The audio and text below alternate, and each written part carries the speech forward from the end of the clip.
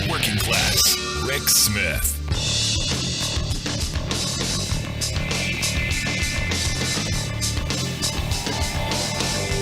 And welcome, brothers, sisters, working class heroes.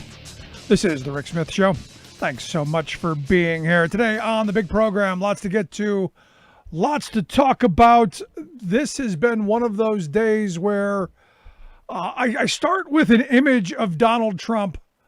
I really have no words for this image. An image of Donald Trump holding a Bible in front of a church that they sent the military to clear protesters from. It's one of these weird kind of moments that is, quite frankly, one of these really bizarre moments of hyper-religiosity with dictatorial government. It's a religious fascist kind of moment where it really speaks volumes. And you look at the way he holds the book. I mean, it's really twisted, but it's where we are. And, immediately when I saw that, because I remember this quote from being browbeaten all through Catholic school. Matthew talked about, not praying in public.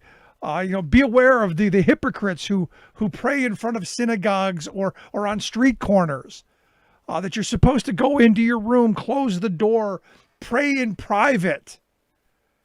And anytime I see this kind of outward messaging, it really worries me. And look, he is a hypocrite on so many levels, but especially on the religious side of it.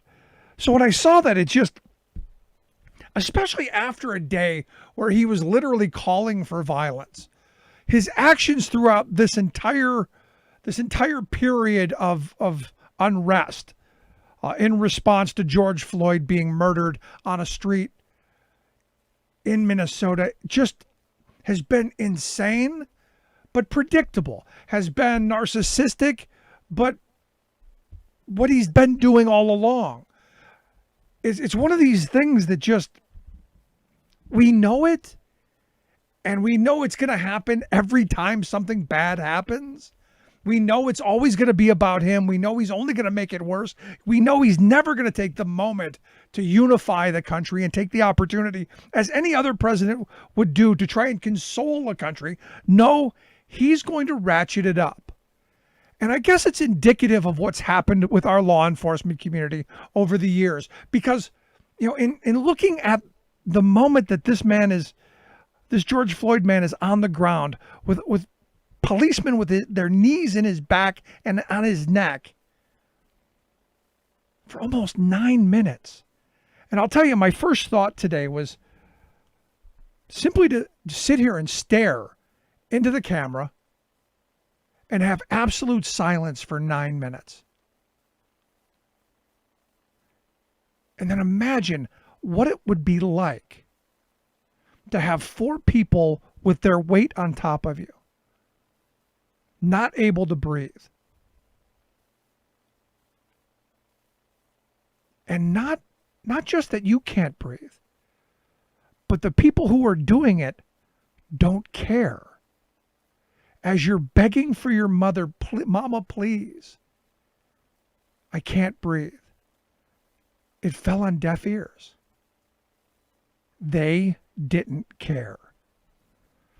And as a response, every step of the way, what those police officers did was the wrong thing.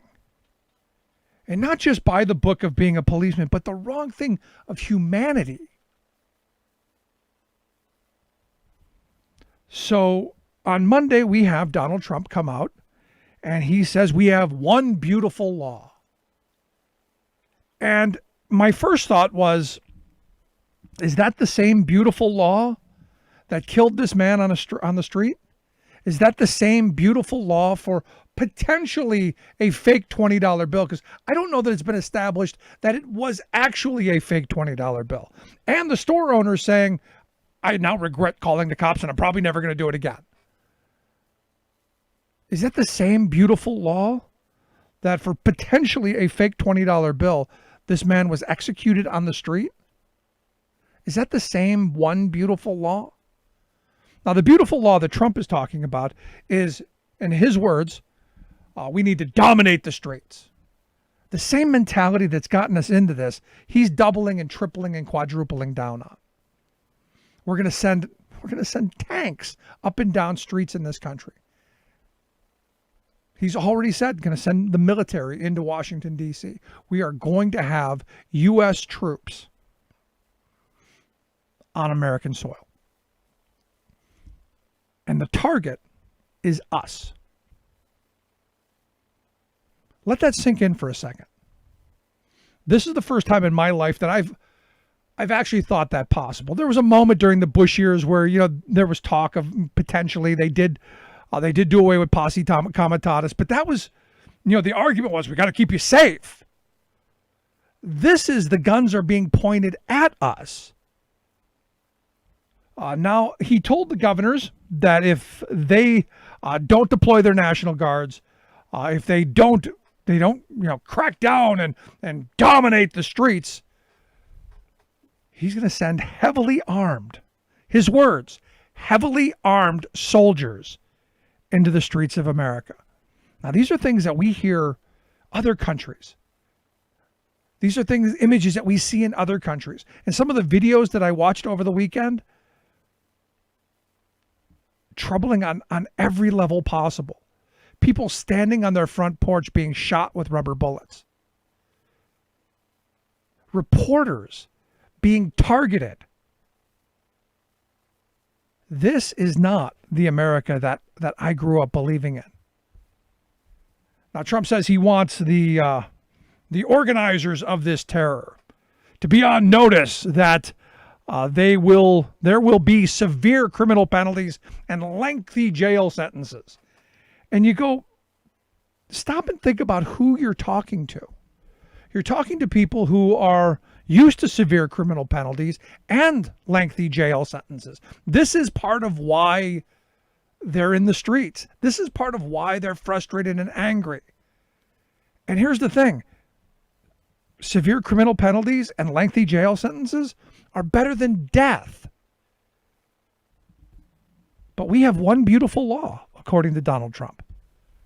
And the weird thing is, again, it's all about Trump. It's all about his power, his control. And like I said a minute ago, there have been numerous times through this presidency where he's had a moment where he could have done the right thing. In fact, what we find out is his aides didn't even bother writing him a unifying speech. They didn't even bother trying. They've given up at this point. Because I don't know if he's just unable, incapable, or chooses not to, but any way you slice it, this renders him unfit for office on any level. We find out that he calls the family, doesn't even let them speak. That's the amazing part in this. No compassion whatsoever about the moment. No compassion whatsoever. And his rhetoric is making things worse. And look, there was a call with the governors where the governors were telling him, look, dude, you're making this worse. In fact, the governor of Illinois, J.B. Pritzker, he said, we've called out our National Guard and our state police, but the rhetoric that's coming out of the White House is making it worse. He said, I need to say that people are feeling real pain out there, and we've got to have national leadership in calling for calm and making sure that we address the concerns of the legitimate, peaceful protesters. That will help us bring order. And Trump's response was not, oh, well, maybe I should do something. No. He says, thank you very much, JB. I don't like your rhetoric much either.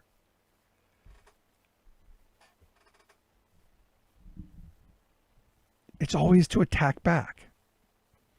And we're in this scary moment because the country is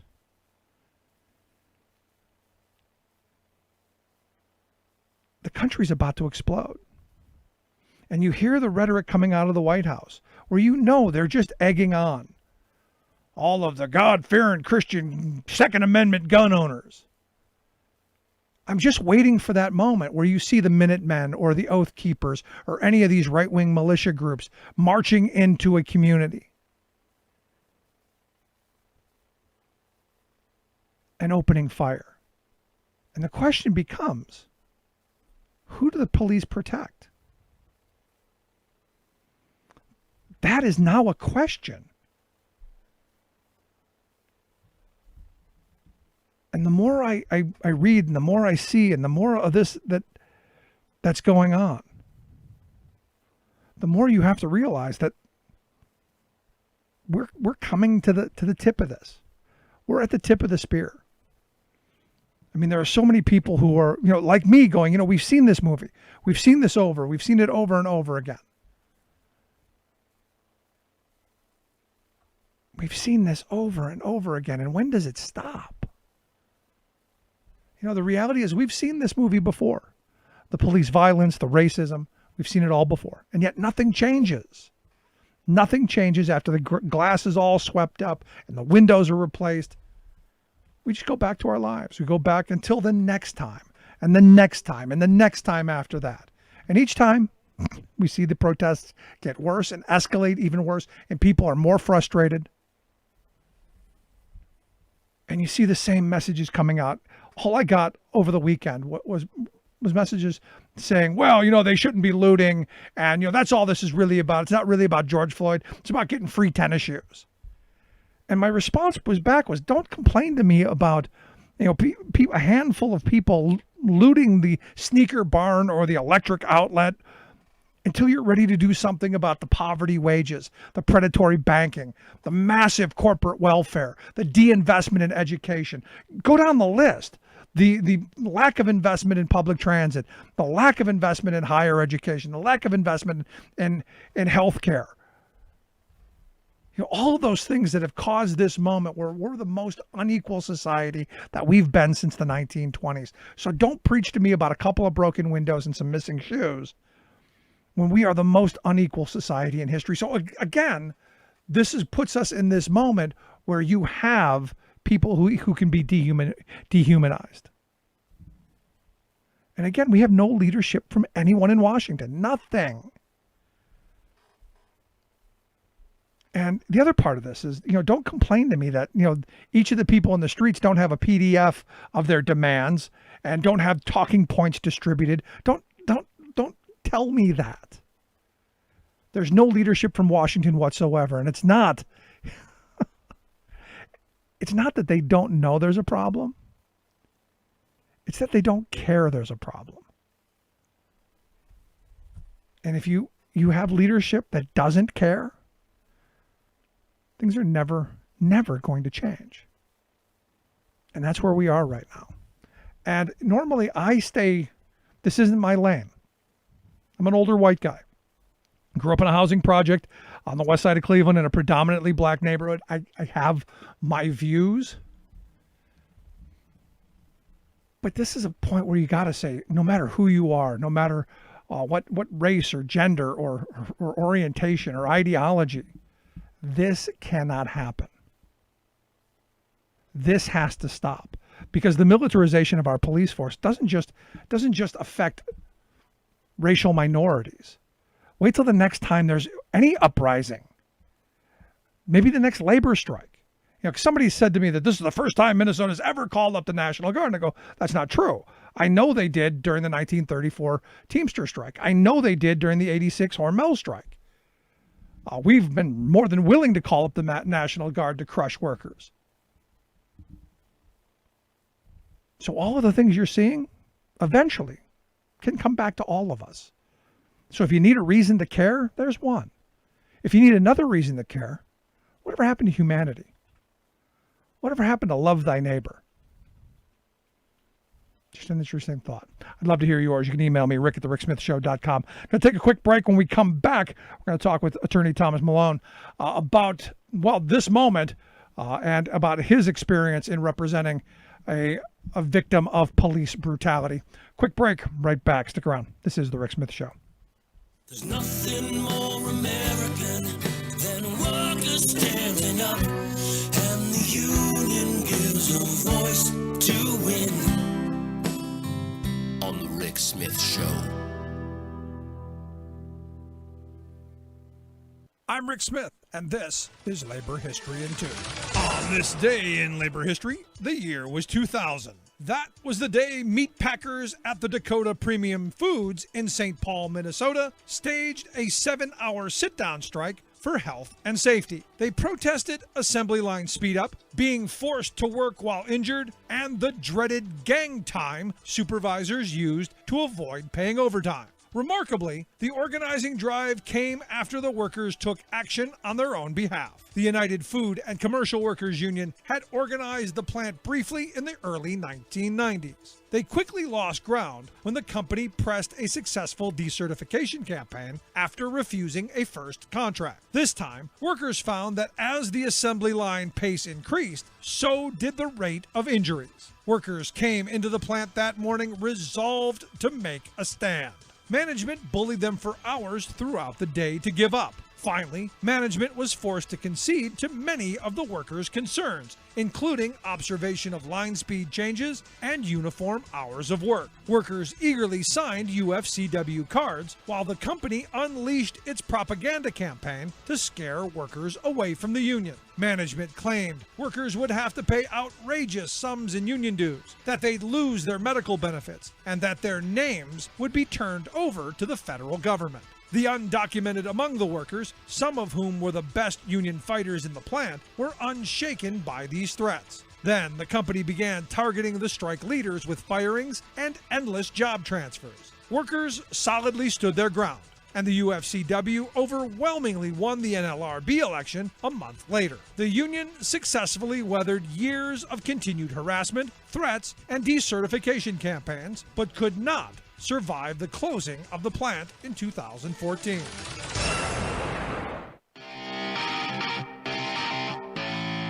Welcome back to the Rick Smith Show. Now, here is Rick Smith. So the question comes back, when is enough going to be enough? When is this the last time? Will this be it? Will we wake up? Will we elect leaders that are going to actually do something as opposed to just lip service and photo ops? Are we going to finally elect local leaders who are going to provide the oversight and make the changes that need to be made? Sadly, every time this happens, we ask the same question, and sadly, every time it happens, we see the same results. And those are virtually nothing. And here to share some thoughts on this incident and past ones that he's been a part of, I've asked Thomas Malone to come talk with us. He's an attorney out in Philadelphia. He represented, as you may remember, Leon Ford. I think it was back in 2012. He was shot 5 times by police. And oddly enough, nobody went to jail. Thomas, thanks for taking time for us. Hello, Rick. How are you? A pleasure to be with you. This is one of those moments, not my lane, something I'm not comfortable talking about, but the anger that I have, that I see other people have, makes this a moment that you cannot talk about anything else but this. I couldn't agree with you more, and what a night to be with you. I mean, I'm sitting with my family watching him stand there with that Bible in his hand upside down in front of a church where the pastor didn't want him there and has called his actions blasphemy. And it felt surreal. I mean, I had the chills.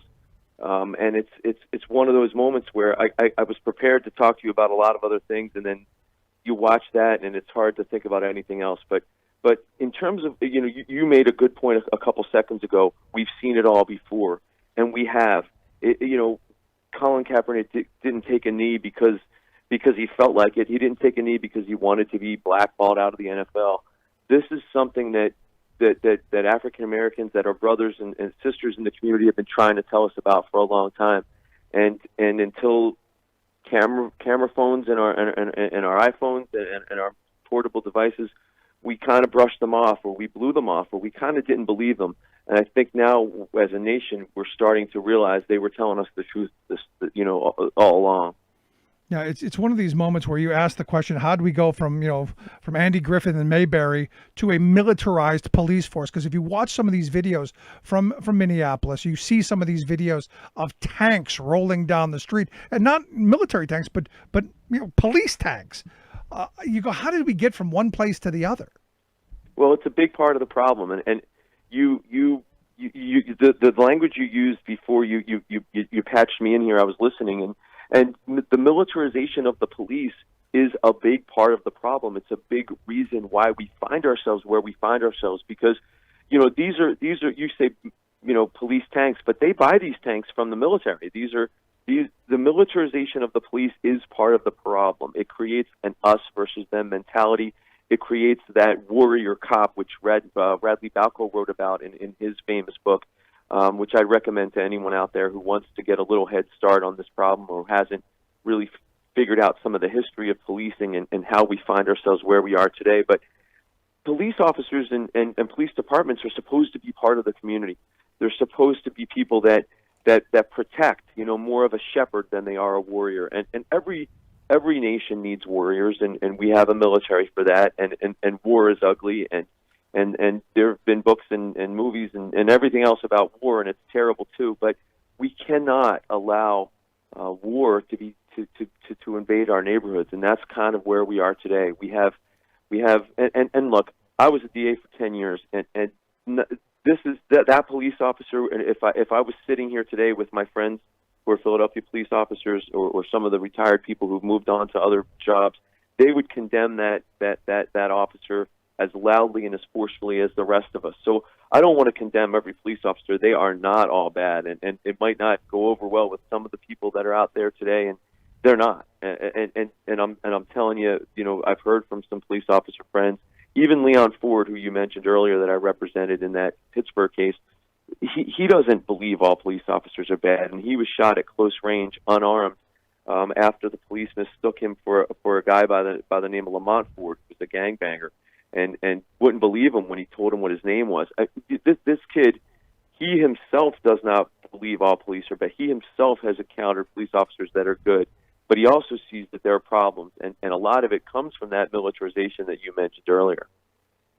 Because I watch some of this stuff happen, and I've had friends who have been policemen, and the transformation that they've made from being civilians to being policemen, in my view, has been really incredible, and not in a good way. No, it's sad. Virtually everyone that I've ever known has moved into a much more aggressive position, and I think it's and I know it's not all of them that are bad, but I got to tell you, it seems like the entire institution is towards this idea of we've got to dominate the streets. It's street warfare. We see it in every movie, we see it in television programs. It's out there. It permeates our language. So there's part of me that goes that while there are good policemen, and I know there are some, and they're good meaning people, the entire institution's got a problem. I think they're starting to realize it. I think they're starting to realize that for every, even if it's 1 in 10, even if it's 1 in 100, the actions of that one in committing a brutal murder in front of the man's neighbors in broad daylight in the middle of a street, like you say, for 9 minutes. I mean, I've done jury closings where I've sat and tried to be quiet for the amount of time that a person strangled someone, or, how many, the 18 stab wounds, how long it would have taken. That man, Rick, you haven't asked me this question yet, but I as awful and as horrendous as that crime was, I'm angry at Mike Freeman. I was a prosecutor for 10 years. That man, he part of the reason we're here, part of the reason we have fires burning in our cities and we have the unrest that we're seeing, is because he coddled that officer. That officer committed a brutal, awful first-degree murder. And not only did he wait 4 days, but then when he arrested him, he charged him with a lesser offense. And in his charging document, he has language that benefits the officer.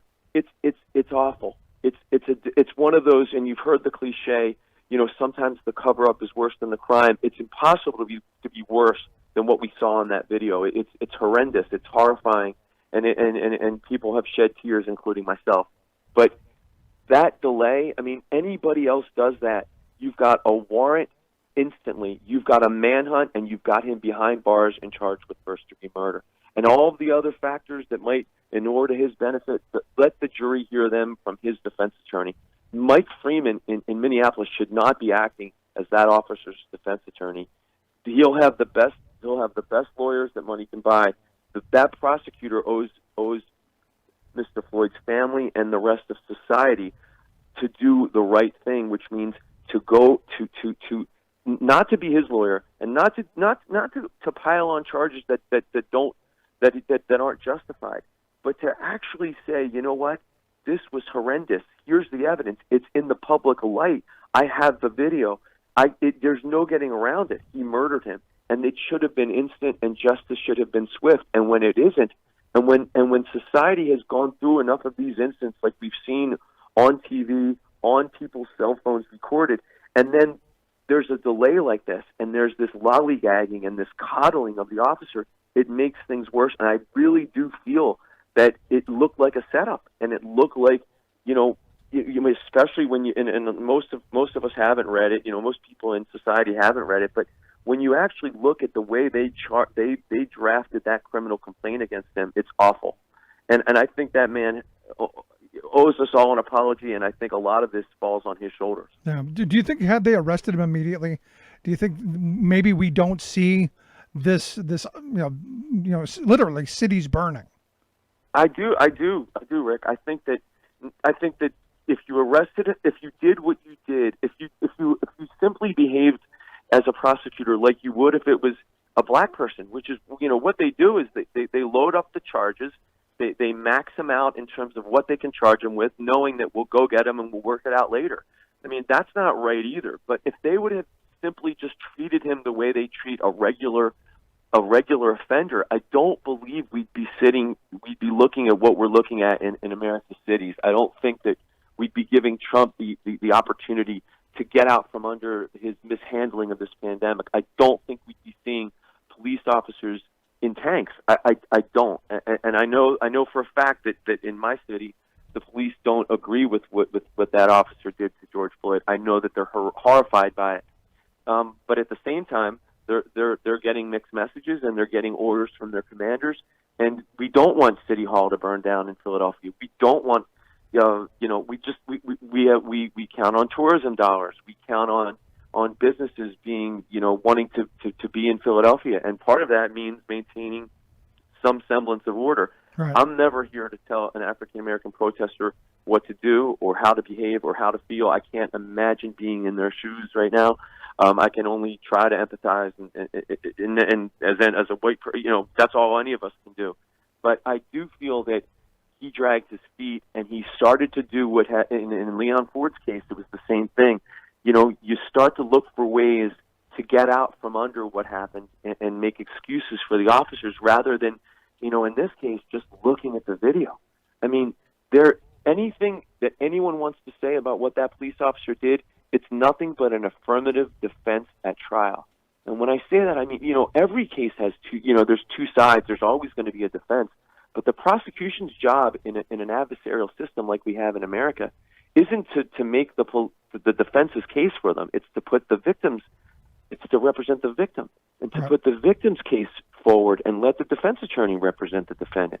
He didn't do that. And I think that America sensed it. I think that we felt that what was happening in Minneapolis was what we've seen too many times, which is a whitewashing of bad behavior by the authorities, by people like that officer. And I think we've had enough, and I think we're about to, if we haven't boiled over, we're about to. Yeah, but here's the thing, and as I'm, look, I'm always hopeful that these things will go a certain way, and I'm always usually wrong.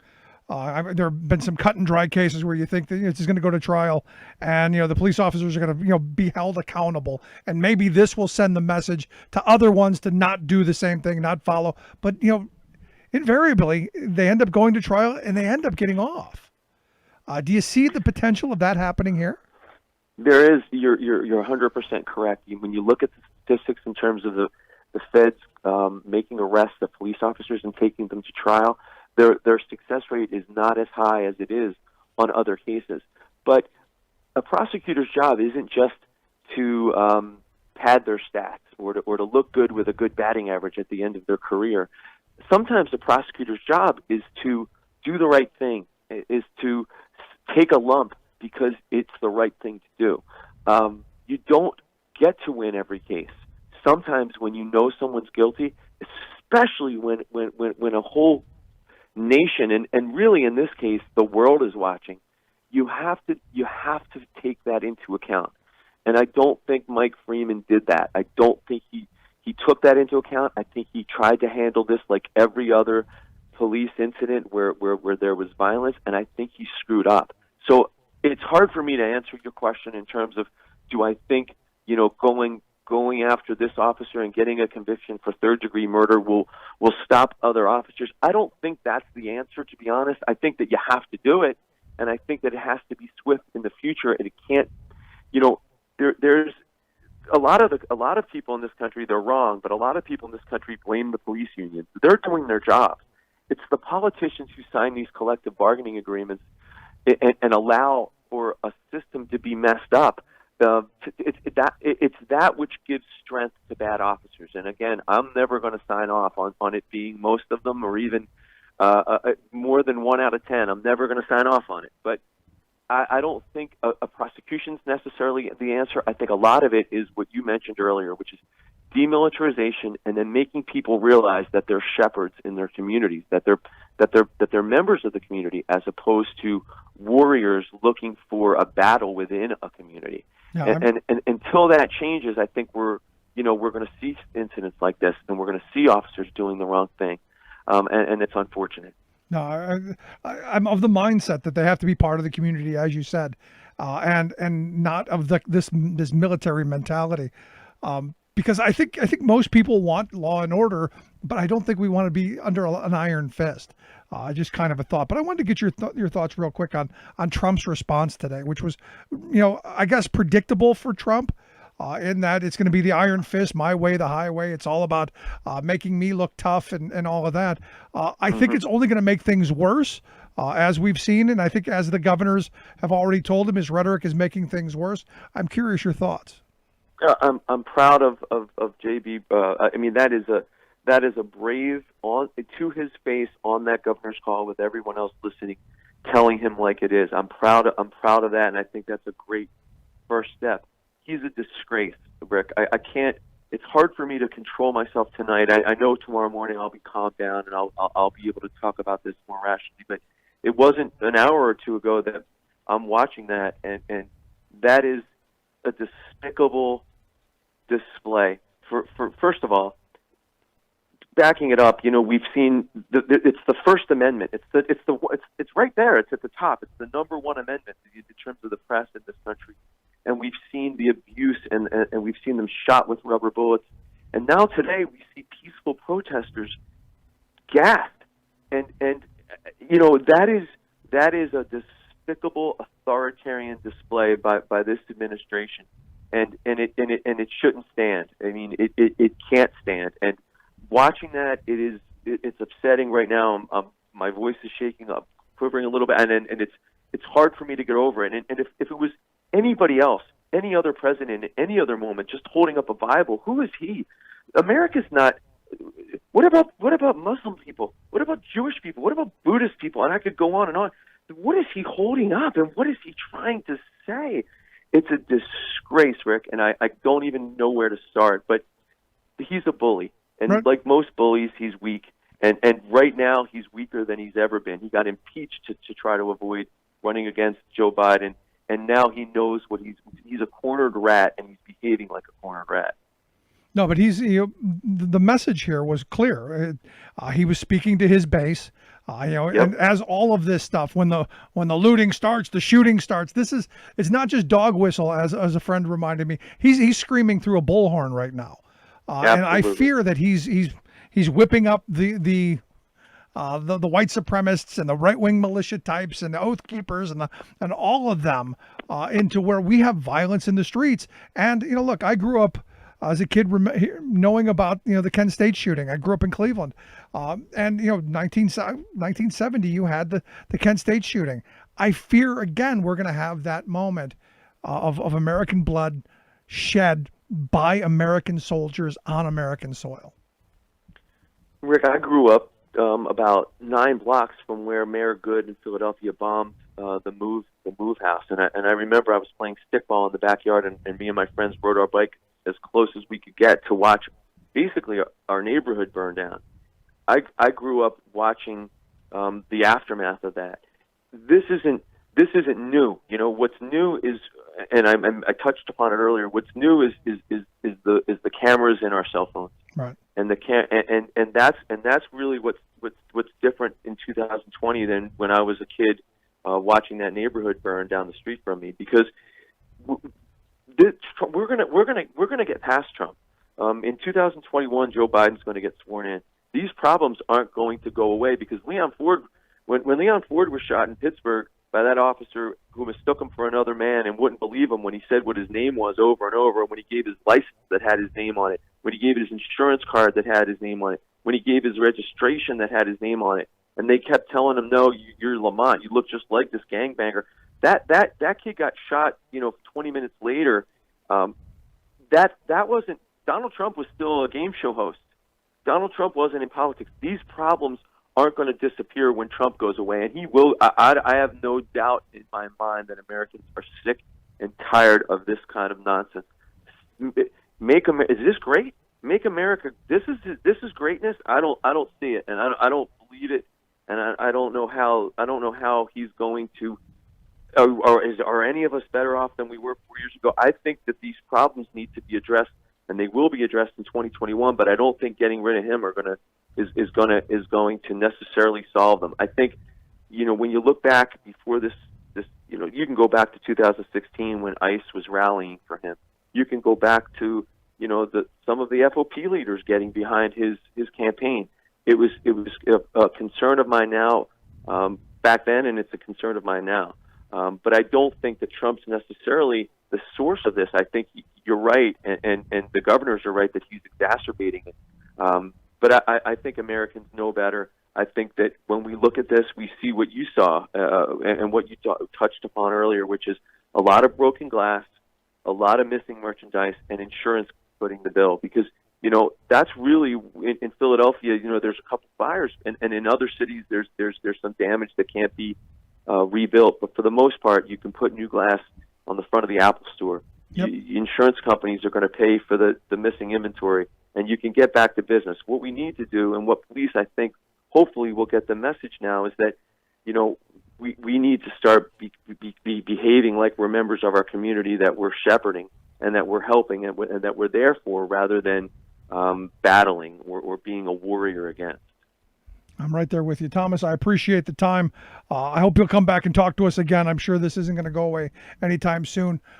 Keep up the good work, and please come back and talk with us again soon. My pleasure. Good to speak with you. Thanks so much, Thomas Malone, attorney. Again, this is one of those moments, like I've been saying, this is one of those moments in history where you have to decide which side are you on. It's pretty simple.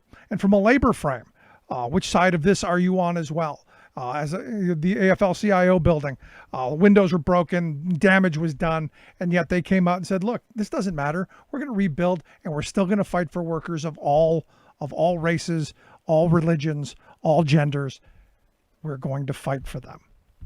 I'd love to hear your thoughts, though. You can email me, rick@thericksmithshow.com. I'm going to take a quick break. When we come back, our friend James Kerbeam from the Teamsters National Black Caucus is going to be here to share some thoughts on the day. Quick break. Right back. Stick around. Remembering that united we bargain, divided we beg. Rick Smith.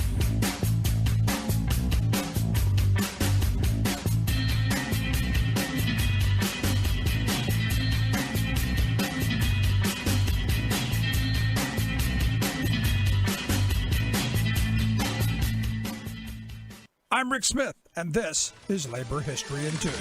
On this day in labor history, the year was 1981. That was the day that the cannery murders took place in Seattle, Washington. Two union organizers, Silmy Domingo and Jean Veronese, were gunned down at their labor hall. They were working to reform the cannery industry for Local 37 of the International Longshoremen's and Warehousemen's Union. Silmy and Jean were second-generation Filipino Americans. They organized against the discrimination and segregation faced by Filipino workers who labored in the summer Alaskan fishery canning industry. They were also part of a reform effort trying to build more transparency and accountability within the union local's leadership. Frustrated by the lack of support by Local 37 for the anti-discrimination campaign, the two organizers founded a legal advocacy group, the Alaska Cannery Workers Association. The ACWA filed lawsuits on behalf of the Filipino workers under the 1964 Civil Rights Act. The ACWA won their cases in court, but both the canneries and the local union blacklisted ACWA members. The court ordered the reformers reinstated. Back at Local 37, the reformers formed a rank-and-file group to fight for change in the union. Then, on that fateful day, Silmy and Jean were shot by members of a local street gang. But weeks later, when the gun was found that was used in the murders, it was registered to the president of Local 37, Tony Baruzzo. An investigation found that the murders were the result of a conspiracy that went all the way to Filipino dictator Ferdinand Marcos, who wanted to silence Filipino opposition to the United States. Tony Baruzzo was eventually tried and convicted for the murders. Silmy and Jean are now honored by the ILWU as brave reformers who gave their lives for their union. Like what you hear? Check out more at laborhistoryin2.com.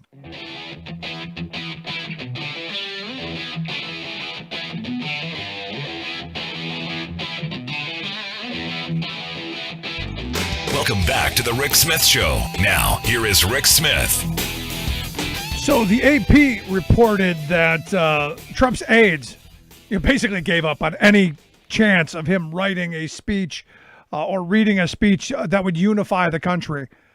Instead, what he gave was, the speech that you would have expected coming out of George Wallace or something that Bull Connor would have said from on top of his tank, which was the law and order, and we're going to dominate the streets.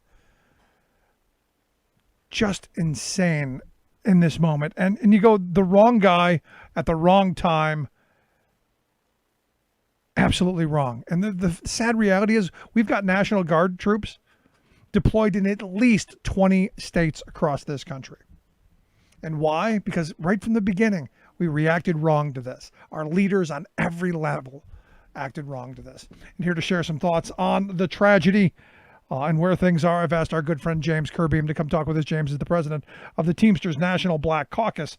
James, thanks for taking time for us. Thank you for having me today, Rick. So, I just want to open it up. This is a horrible tragedy, another in a long list.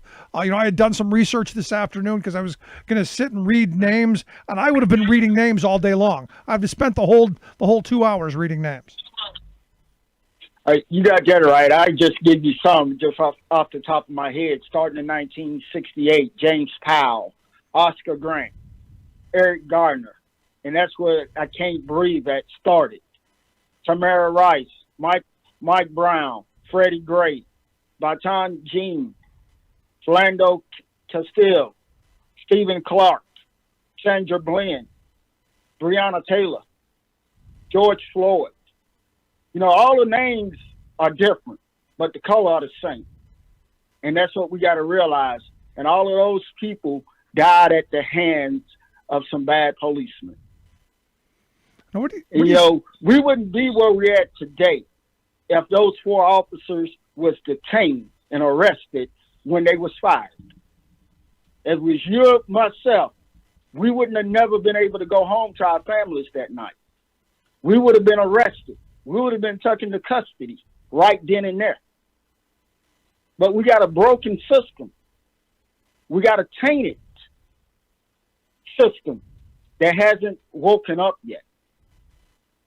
Is it that simple, do you think, James? Is it just we haven't fixed the system yet? We haven't done enough to do that?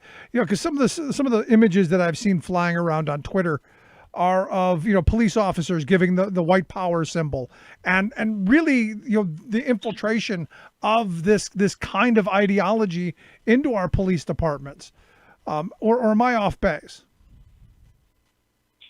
It's people in America got to wake up, and it's just not one of the things that I think is majorly wrong. If it ain't white, it ain't right. As you say, we have police officers giving the white power sign. And we have a system that ignores it. They see it, but they don't say anything about it.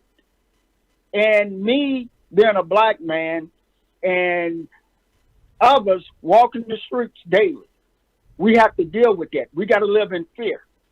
Blood pressure is up. Stress level is up. 1 out of 1,000 black people, men, going to die at the hands of a police officer. And that's been going up daily. It's more, a black man is 3 times more likely to be killed by a police officer.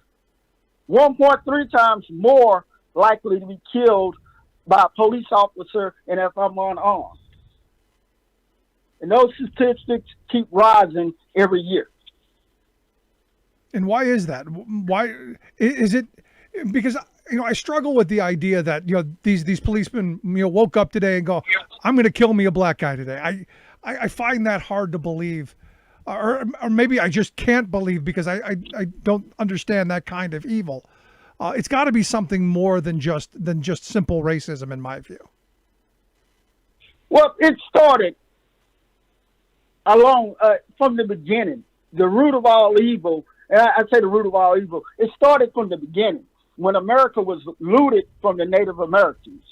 And then blacks were shipped in from Africa. And indentured servants were shipped in from Ireland. But the indentured servants from Ireland became more accepted than the blacks was that were shipped in from Africa. And we became police as property. And if you take a look back at Oklahoma with Black Wall Street, when Black Wall Street was looted, burned to the ground, people was lynched and killed.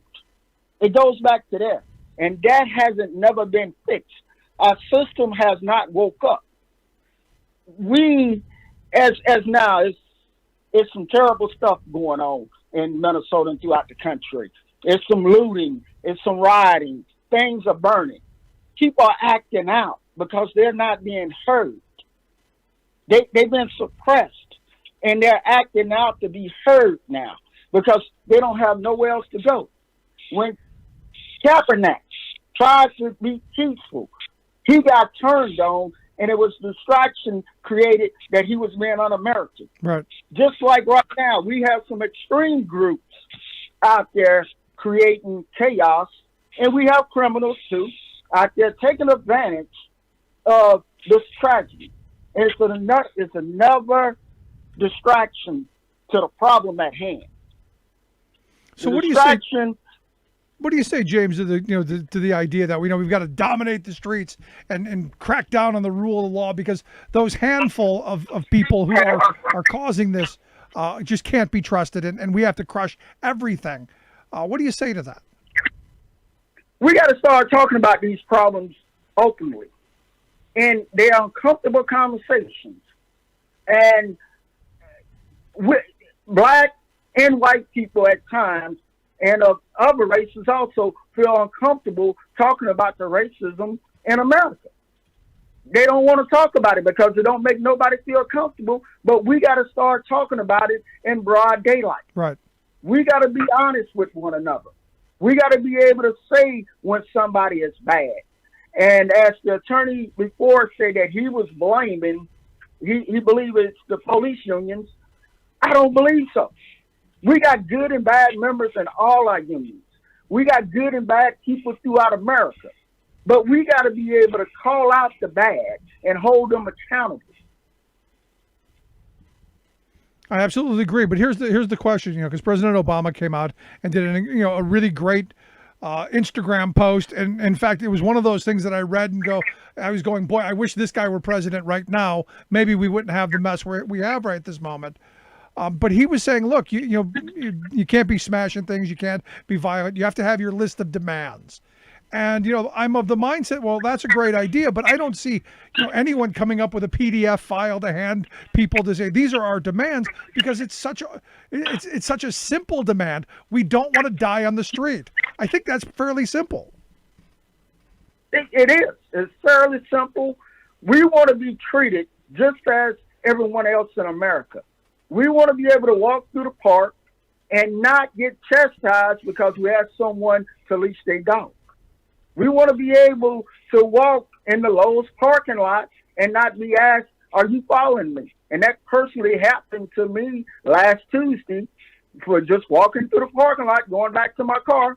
And it was a young lady, a middle-aged white lady, asked me, are you following me? And President Obama is correct. We got to make some demands. But we go through this situation every 3 to 5 years. And making demands hasn't fixed it. It's been Band-Aids put on it. We hadn't got the wound stitched up and fixed. We keep putting Band-Aids on it, and the wound keep opening up. Yeah. So let me ask you this. I know you had an opportunity to speak with George Floyd's brother. And I understand that, the president, Donald Trump called the family and I guess didn't let anybody talk, which is not surprising. What did George Floyd's brother have to say? Terrence Floyd is a good friend of a member of Teamsters Local 813, Doug Washington. Doug accompanied Terrence to Minnesota late last night, and they was there at the memorial site today. I actually talked to Doug, which is a childhood friend of Terrence, and he stated that the family just want everyone to pray for the family and want justice for their brother George. They want justice for him. They want people to stand up and be heard, but they want it to be peaceful. And that's what we want, is peace. But at the same time, we got to watch who's out there creating this chaos, because it's creating a distraction and taking away from the justice that need to be brought back to Brother Floyd. And I believe it's more extreme groups than anything that's trying to have a distraction. Just like our president today and his distraction, tear gassing and shooting people with rubber bullets so he could go over and have a photo op. And one thing that he should remember, in America, especially with black people in America, black people built America to be great with their bare hands. Before anybody ever talked about make America great again, the black people built America with their bare hands in that White House that he's staying in. And, I go back to the 2016 election where he told the black community, vote for me. What do you have to lose? I'm looking at this and I'm going, pretty much a lot. Your life. A whole lot. Your life. One thing that we got to root out in America, as working people, we must root out the racism, the discrimination, the bullying, the abuse of power, and the disenfranchising of all Americans in the workplace and in our communities. And we got to be able to come together and be able to talk about these things. We got to be able to talk about the racism, the bullying. We got to be able to talk about the abuse of power. And we got to be able to do that sitting at a table in a equal capacity. We got to have some equality. We got to have some inclusion of all races and genders sitting at that table. But, as my position's always been, James, and, I've always said it's not black and white, it's green. I've always believed that it comes down to economic power more than anything. And sadly, I fear I've been wrong all these years. When you see this stuff happen time and time again, maybe it's a lot more than just economic power. But I got to believe that economic power plays a huge part in this, since disproportionately the black community is in poverty much more than any other group. To me, it comes back to the economics. It does play a part in it. Economics does. It's more likely for someone staying in a poor neighborhood to have a run-in with the police and to end up in a death. But you could be a lawyer on Wall Street. You could be a multi-billionaire and a black person and get pulled over, and you can end up dead just like George Floyd. That tells you there's something seriously wrong. But James, I appreciate the time. Please keep up the fight, and I hope you'll come back and share some thoughts on this as this continues. Thank you, sir. I appreciate your time. Our good friend George Kerbeam, president of the National Black Teamsters Caucus. Again, you listen to these stories, you talk about this stuff, and I know it's hard, I know it's difficult, but I think it's important. I'd love to hear your thoughts. You can email me, rick@thericksmithshow.com. Quick break, right back. Stick around. Remembering that united we bargain, divided we beg. Rick Smith.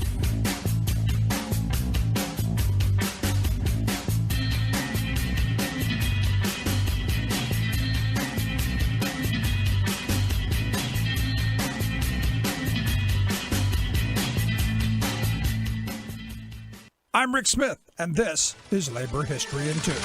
Would you be willing to risk your job to stand up for the rights that you believe in? For postal worker Henry Gerber, the answer to that question was a resounding yes. And so, on this day in labor history, the year was 2001. That was the day that Gerber's home was designated a Chicago landmark in recognition of his early leadership in the fight for homosexual rights. Henry was born in Bavaria, Germany in 1892. He immigrated to the United States in 1913, making his home in Chicago.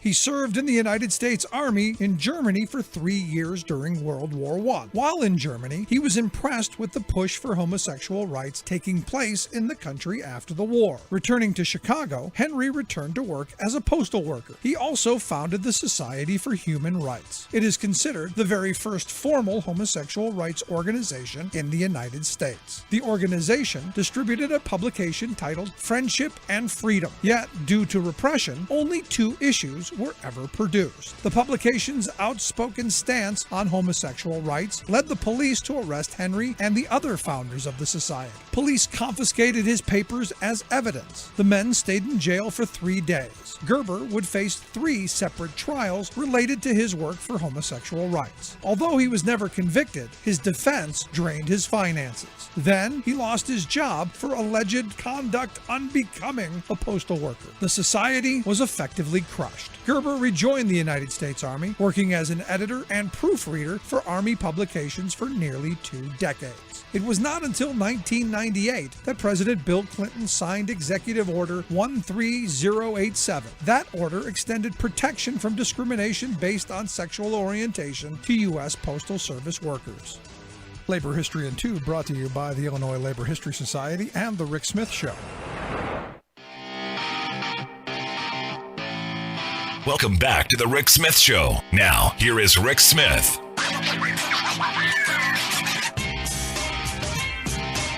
Another part of this that, outside of our nation burning and chaos in cities across this country is the fact that globally, it makes us weaker. Globally, we become a target of, we can no longer be on the high ground. We can no longer talk about China and Hong Kong. We can no longer talk about any human rights abuses in countries around the world as we've done, because we've got a president who literally doesn't, I'm not going to give him credit and say he doesn't understand. I'm going to go with he doesn't care. This is about, for him, power and control. But here's one of these weird moments where the Chinese are actually throwing shots back at us. It's if you remember when the riots were going on in Hong Kong, you had a number of political leaders in the U.S., urging them on, saying it's a great thing. They're fighting for democracy and all of that. Well, then those same Chinese folks are turning it on us, saying the same thing. And this is one of those moments where you start talking about, the hope for this country, that more perfect union, life, liberty, pursuit of happiness for everyone, regardless of your race, gender, creed, regardless of any of that. And for the people who claim to be constitutionalists, this is one of those moments where you have to begin asking yourself, what exactly do we believe? I'd love to hear your thoughts. You can email me, rick@thericksmithshow.com. Remembering that united we bargain, divided we beg. Rick Smith.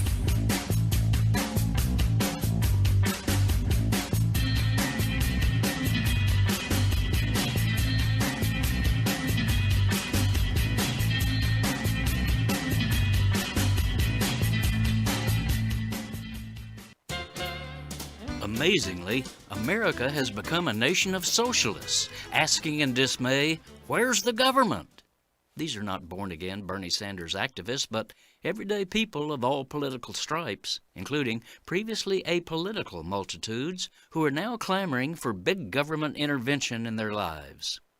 Nothing like a spreading coronavirus pandemic to bring home the need that all of us have, both as individuals and as a society, for an adequately funded, fully functioning, competent government capable of serving all. Instead, in our moment of critical national need, Trump's government has been a rickety medicine show run by a small-minded flimflammer peddling laissez-fairyland snake oil. We have it totally under control, Trump pompously declared after the first U.S. case was confirmed in January.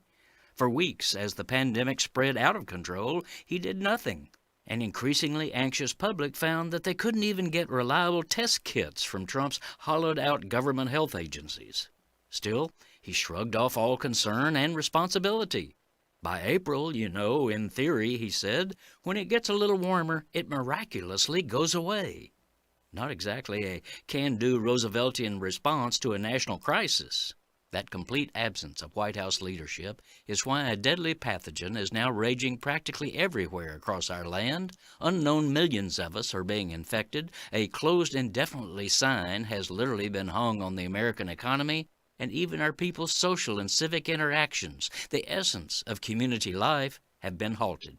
This is Jim Hightower saying, right-wing politico Grover Norquist once said he wanted a government so small I can drag it into the bathroom and drown it in the bathtub. Trump has shown us what such a small-minded government looks like and what it costs us. Hightower's commentaries are brought to you by the Hightower Lowdown, the monthly newsletter with Hightower's take on what Wall Street and Washington are up to. For information, visit hightowerlowdown.org. Welcome back to the Rick Smith Show. Now, here is Rick Smith. So here's an interesting little tidbit. Former Obama advisor Susan Rice was on Sunday on CNN, and she said that the violent protests we're seeing in cities across the country are because of foreign actors going. It's going too far as saying it was maybe even Russia. In fact, her quote was, I'm not reading the intelligence today or these days, but based on my experience, this is right out of the Russian playbook. But we cannot allow extremists, foreign actors, to distract us from the real problems we have in this country that are long-standing, centuries old, and need to be addressed responsibly. Look, you see some of the stuff going on there. I mean, the one video of the policeman smashing out the windows and the kid chasing him down the street with the pizza, that tells you, it's not all what we're being sold to believe. And here to share some thoughts on what we're seeing on our sets and on our Twitter feed, I've asked our good friend Propane Jane to come talk with us. Jane, thanks for taking time for us. You're welcome. Thanks for having me back. So let's start with Susan Rice. Yes. She believes this is straight out of the Russian playbook. This is foreign actors, extremists, and the such. Thoughts? I agree with her wholeheartedly, and I'm glad that this is getting attention. And I think that as the weekend passes, we're starting to get more information from around the country, particularly Minneapolis, based on the arrests that they've made. And what they're finding in terms of online activity of a lot of these white supremacist hate groups and these extremist groups that are mobilizing to exploit this moment and it is out of the Russian playbook. I mean, this was in the Mueller report. I mean, this is what we've been talking about this whole time, and it was all foreshadowed. And we were told specifically that their ploy in 2016 was to stir up these long-standing racial divisions in this country, and to actually capitalize on the fact that we have this Achilles heel of racism here. So during the 2016 election, they were looking for all manner of Black Lives Matter protests to agitate. They were also instigating fights between white supremacists and also Muslim activists as well, and that's very well documented, and they're really just doing that same thing all over again. So she's absolutely right about that. So given that, because, as I was listening to her speak, I'm going, but, I see a lot of people in the streets, right? And a lot of people are there spontaneously because of what happened. Right. And I'm all in favor of them being in the streets. So who are we talking about? Only the people who are causing the trouble and the chaos? Or are we talking about people in the streets? Who are we talking about that the Russians are influencing? Well, it's not so much that they are influencing. I think, it just sort of nitpick and sort of go, okay, well, this group or this group. They are influencing the entire psyche of America and of the world. And so it's not necessarily who's doing what, et cetera. It's the overall idea of chaos. Right. And the overall idea of this is mayhem and this is a situation where you need to go out and be a menace to society. And then you have Trump, who, again, is going to instigate and stoke and foment the being a menace to society because that's what he does best. And so that's what makes it stochastic terrorism, because we don't have leaders, we don't have, the chief executive calming it down. We just have him pouring gasoline on top of it. And I think, again, the larger issue, because let's step back to the fact that before George Floyd was murdered and executed in the streets, what we were talking about leading up to this was the coronavirus.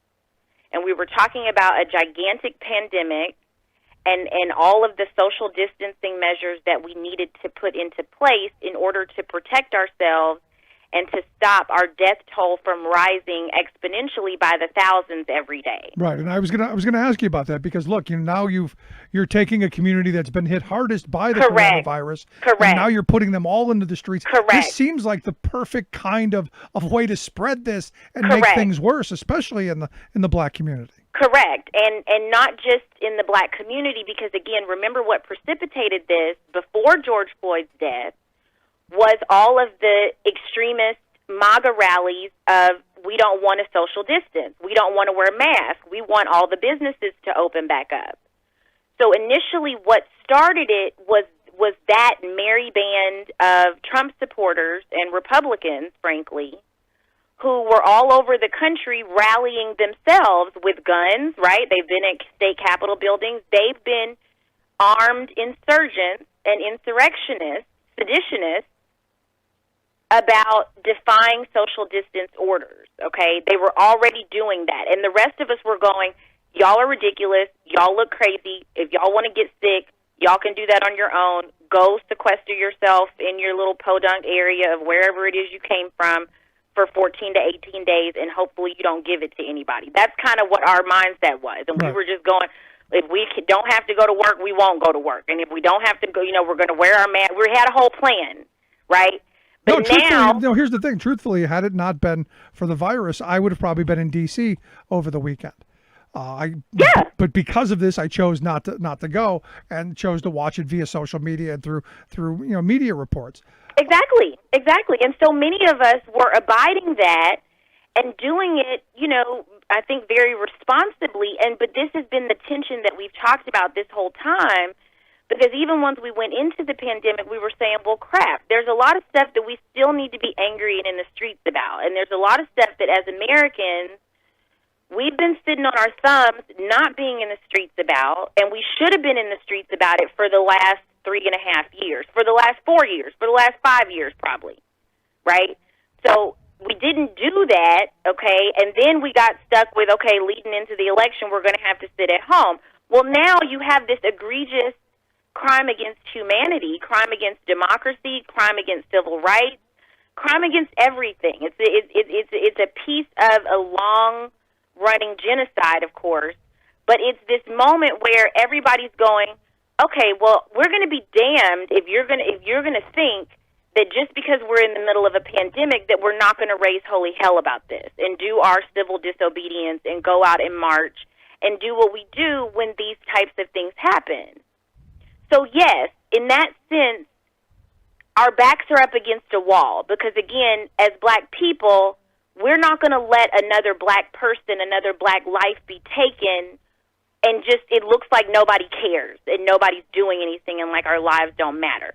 So, yes, despite the statistics, despite the, disparities, all of that, yes, we're going to take this risk. So that's why you do see people out in mass and doing what they can to still make their voice heard, but to do it as safely as they can. So, yes, on the one hand, you do have those people, but at the same time, yes, if you are an instigator, if you're an agitator, if you're a domestic terrorist or a foreign terrorist who's coming to exploit a domestic situation that's civil unrest, then you don't give a damn anyway. And you were just waiting for us to have a reason to go out in public so you could come out and, attack us, frame us for vandalism, et cetera, and stick the police on us. Right. But here's the thing, and this is where I've spent most of my time. I stayed off Twitter all weekend. I didn't make any comments. I just fielded responses from people. Yeah. And most of the responses I got from my listeners, mostly terrestrial listeners, was, well, look at them looting. I thought this was about a guy dying. It wasn't about sneakers or electronics or whatever. And to me, the looting part of it, if you're going to complain about looting, how about we start talking about how badly our communities have been looted, how badly underfunded education is, how the tax code is rigged towards millionaires and billionaires. We can talk about looting. I don't care about a couple of broken windows and some missing sneakers, but it does send the wrong message to the law and order types. Or do you think that that's just an excuse to dismiss all of it? I think it's an excuse to dismiss all of it, and again, I think this is it's a racist, stereotypic, trope, basically. I mean, I think that's always the excuse or the, judgment that they're going to cast on the people who are doing this. But again, like MLK said, a riot, that is what people are doing when they are unheard. Right? That's the voice of the unheard. When we're going out and you're seeing the rioting and the looting, I mean, again, it's a very white man's privileged mindset to only give a damn about the property. And again, yes, there are plenty of black businesses and minority-owned businesses that have been destroyed in this. And again, that's why I think the Black Lives Matter protesters are very offended and insulted. And you do see these videos that they're taking where they're going, look, this isn't us doing this. These are white people, actually, because a lot of the footage that I've seen, if you actually do pay attention, like you said, there's the guy with the umbrella. There's all these instances that we've seen on the Internet now where you can clearly see who the ones that are doing the vandalism are. Right. Okay, and if the police are really going to do their job and actually start arresting the looters, because I guarantee you that black people who are fearing for their life right now are not about to put it even more in danger by doing something that's going to make the cops come after us even more. So anyone who's doing that, who's looting, who's basically being counterproductive, people really need to think long and hard about why those individuals would do that. Because, yes, they do want your average white man who votes for the Republican Party by 60% to think, oh, look at them, they're just looting, they're just lazy. They just don't want to do X, Y, and Z. It's never the system. It's never the institution of racism that is ever to blame for any of this in their mind. It's always the fault of the oppressed people. That's just the way they're going to see these types of issues, and that's why it's hard to work with them, and we really just have to move forward to people who can see, okay, this is a disaster, and either I'm part of the problem or I'm part of the solution. And talking about the solution, President Obama came out with an Instagram post today. I'm sure you probably have seen it. I haven't seen it yet. Where he's saying, look, it's we can't be smashing windows and doing Right. all this violence and stuff. We got to have solutions. Yeah. And we've got to we've got to have demands. And I am going. I don't know that there's anyone who has a PDF of the demands. This was one of the things that they saddled with Occupy Wall Street. Yeah. That they didn't have demands, and yet when you looked at it, they had a ton of demands. I mean, Right. there were volumes of demands. Right. I look at President Obama, and I'll tell you, in reading his words, I pined for his leadership at this moment, as opposed to what we've got right now, Right. because it was a call of saying, look, we protest, be in the streets, do this, don't break stuff, don't give them a reason, but get active in politics and protests. Right. And his pitch was, you can't write the political end off. Right. And it's not only about the president. It's about your local county commissioner. It's about your local mayor. It's about Right. the people who really affect your everyday life. Right. Right. No, you're absolutely right about that. And here's a thought that popped into my head before we started the show is, what would it have taken for there not to be this mass protest movement in the middle of a pandemic? Like, what steps could have taken that would have prevented us ever getting to this point in the first place, right? So the first thing would be, don't kill unarmed people. That's a good start. That's the first piece, okay? The second piece is that the reason why people are out in the streets and going ape, what in the streets, is because every time this happens, they refuse to arrest the murderers. Had they said, this is ridiculous, this is reprehensible, we do not condone, everyone can see the video, we know this is a murder in broad daylight. So any delay that you have in arresting this cop, if we saw this video of a person who was not a cop, if it was one person and three other people standing there, and those four individuals conspired to just murder this person while a bunch of other people were going, hey, stop murdering this person, all four of those individuals would have already been apprehended as soon as that video got to the authorities. But the problem is with police brutality and these extrajudicial murders that are happening is that the police are the judge, jury, and executioner.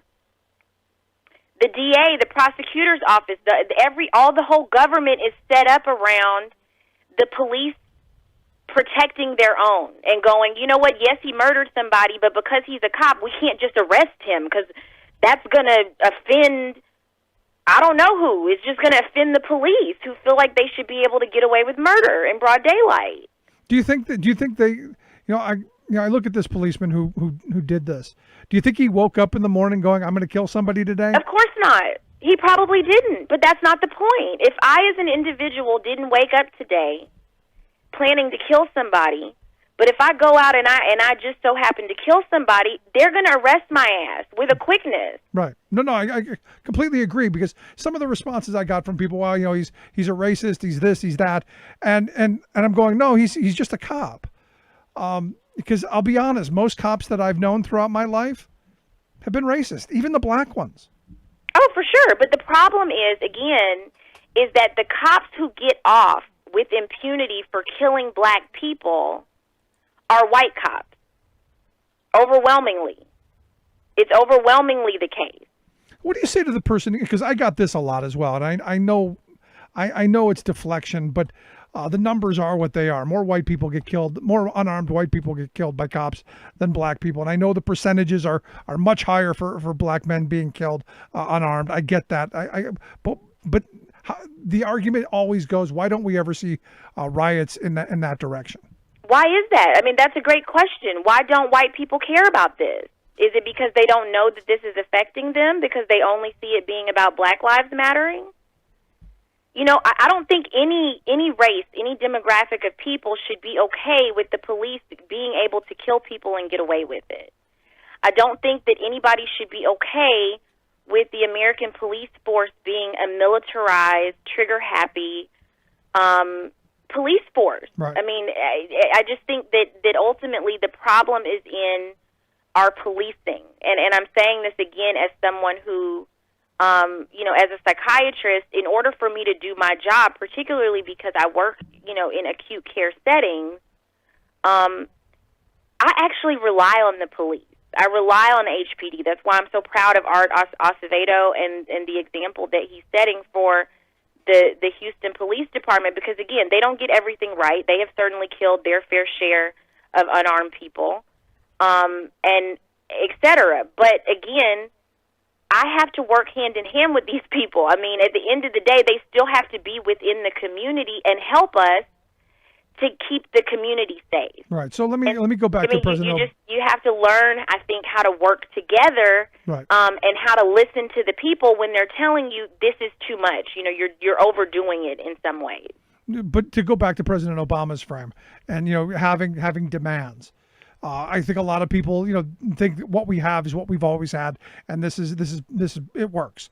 Obviously, it doesn't work for some people, but what are the demands then? What do we do? Because I'll tell you, I've had my run-ins with policemen, and in fact, there was one time where there were 9 of them and 1 of me, and it was a very interesting tussle. Right. Fortunately, they didn't shoot me. Yeah.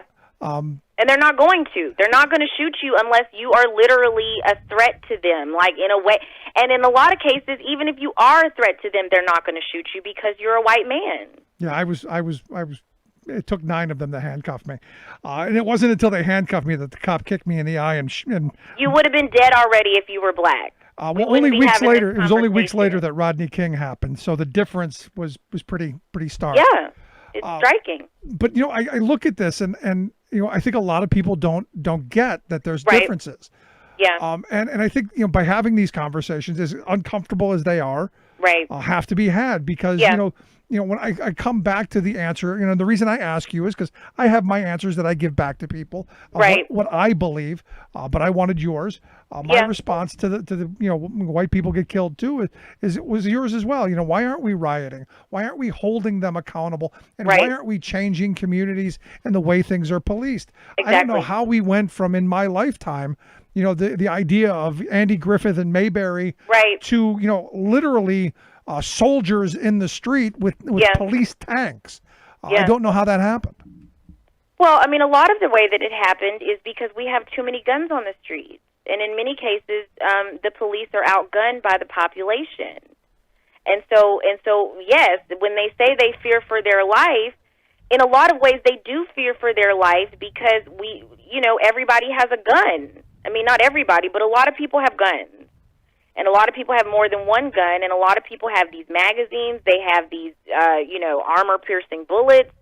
They have all of the advancements necessary to really kill cops. I mean, and so I do think that the reason why they are able to get away with, having the weapons they have and taking this very aggressive stance, we hear it over and over again when they get on the stand. They know exactly what to say, and as soon as they say they feared for their life, they get off. So I think the first set of questions needs to be, how do we make it to where they aren't living in such fear for their life? Can we get the police to actually start supporting common sense gun reform measures? Can we get the police to support gun buybacks? Can we get the police to go, you know what, we shouldn't have open carry and all of these people that have a preferential, privileged ability to walk around with long rifles and we do nothing to them? Doesn't that make our credibility as police non-existent? Right, because I had wondered over the weekend what would have happened had all of those people who were out in the streets been carrying guns. How do you then police that? Well, if Cliven Bundy in Oregon is any time big groups of white militias do it, if they're any indication, the police back off. Now again, is it because they're all white? If those were black, if black people showed up like that, heavily armed, would it just turn into a war right there on the streets? Would they just blow each other up, or would they go away like they do for the white militias? I had asked the question earlier, what would happen if you get one of these Oath Keeper groups or one of these, these Minutemen militia groups, or one of these white supremacist groups that come marching in, as they want to do. Yeah. And who would the police protect? I mean, I think the answer that black people have always felt like, in general, is they would protect the white people with the guns over us, and they would kill us with a quickness and get away with it, because this is America, and how many times have we seen that happen? Yeah. So do you think it's the guns first and foremost, and that's got to be part of it? Because no, yeah, I don't see police tactics changing. No, I don't either. I mean, I do think that the guns are sort of that's a thing that we need to do anyway, and I think hopefully that would trickle down to eventually helping the police feel less safe in the public. But first and foremost, my answer to the question about demands and reforms is the same answer I have for everything, and it's what you just said. People who do bad things need to be held accountable for them. The problem that we have, and I think has been in such stark relief, and not really relief, that's a bad term to use in this situation, but the frustration people feel is because we've watched Trump and the Republican Party get away with thing after thing after thing after thing, law after law after law has been broken. I mean, the Constitution is completely trampled on. Our democracy is completely trampled on. And nobody is holding this man accountable. I mean, we did everything we could to, vote in a House that would actually impeach him. We got him impeached.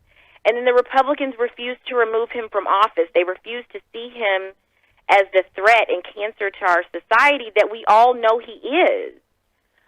So there's the lack of accountability there, and then when you see the police getting off and no accountability there with them, that's what has people enraged. And so again, as a physician, I like to think about, evening the playing field and not having these sets of double standards for one group of people, one group of professionals, right, et cetera. And to steal a Donald Trump frame, one beautiful law. Exactly, right? I mean, look, he stumbled on it, and he didn't mean it the way he said it. Right. He didn't mean it the way I'm taking it, but to have one beautiful law. Absolutely. And I actually think the Constitution tried to say that, right, with equal protection of the law, right, all of the amendments that have been added. I mean, we tried, the whole, Obama's point about perfecting the Union is that what we put on paper isn't 100% right, but we have to continue to keep working on it year after year as these issues come up. But again, how we handle it as doctors, and this is why I get frustrated when I look at the cops, because to me, and I just tweeted an old thread that I found from 2014 where I was saying this, I work in psychiatry ERs. I work in the ER, okay? So ultimately, people come in cussing me out, talking back at me, being disrespectful, lunging at me. We got to restrain people because they're trying to fight the staff, etc. But you know what we don't do? We don't kill them. We don't kill them. Right. And if we did, if we said, you know what, give me the biggest dose of all these meds that I really shouldn't give higher than this dose because I'm just tired of hearing that guy's mouth. And if I just turned around and started doing that and killing people left and right, how long do you think I'd have my license? How long do you think I'd last in any hospital in America? Hopefully not long. I wouldn't last long at all. The first person I killed, there would be an entire forensic investigation as to what was the dose of medicine I gave, why did I give that dose of medicine. I must have been trying to kill that person if I gave them that dose of medicine. And if they somehow managed to, allow me to keep my license, you best believe that my malpractice insurance would go up. Any hospital that's employing me, how much they have to pay to insure me, that's going to go up. And so is that the answer then? Yes, so the correlation with the police is y'all want to keep killing people, y'all need to pay for it. These civil suits, these settlements that they have to keep paying out in the millions and millions and millions for wrongfully killing people, the taxpayers should no longer be paying that. They need to take that out of the police pensions. Okay? You shouldn't be able to go from, be at one police department, kill people, get sent, after they investigate you, they just move you over to a different police department and you still get to keep your pension and the taxpayers get to clean up your mess in paying out your civil suit. No, your pension is now going to be garnished because you kill people. So you're talking the individual's pension, not the entire fund, or the entire fund. Okay. As a collective of police, your police union. If you cannot get your act together within your police squad, your police district, and y'all keep killing people collectively, and you won't police your own selves, then y'all are going to go broke over it, and you can decide to go into another profession where you don't kill people.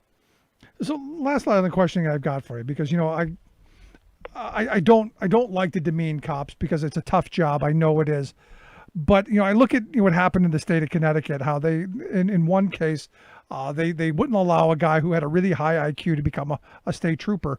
And they argued in court publicly that they didn't want people of a certain IQ and above because they would get bored and they would leave.